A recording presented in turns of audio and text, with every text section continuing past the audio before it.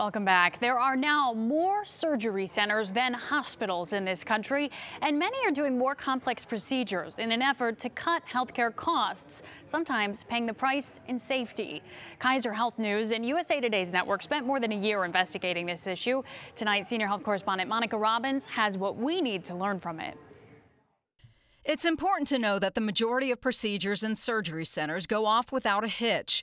But the Kaiser Health News USA Today network investigation scoured thousands of autopsy reports and found more than 260 patients died since 2013 at surgery centers across the country. When things do go wrong, what goes wrong?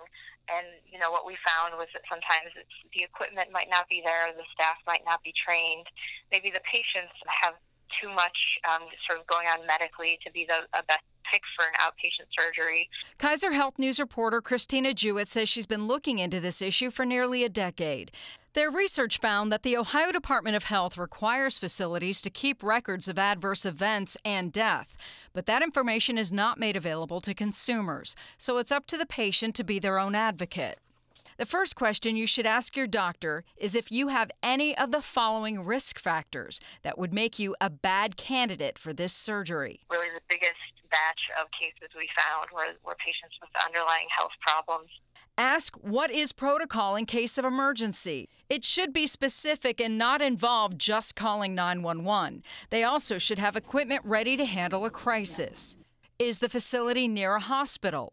Does the doctor have financial interest in the facility? If so, ask if the procedure is absolutely necessary and why it must be performed in that particular facility. Is there a physician on staff 24 hours for overnight stays?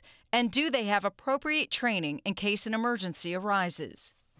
Now, while we do have some independent surgery centers and some plastic surgeons do surgery in their own offices, the majority of centers are affiliated with local hospital systems. Regardless, it is still in your best interest to ask your doctor whether your particular procedure would be safer in an actual hospital, especially, Sarah, if you have an underlying condition. What happens in these cases where something really does go wrong? Well, there are two things you can do prior to and after. If the surgery does go wrong or before you have the surgery, go to the Ohio Medical Board website and search your doctor. Make sure there haven't been any complaints or actions against them. And then if something does happen, you can also file a report or a complaint against with the medical board as well. Okay, lots to consider there.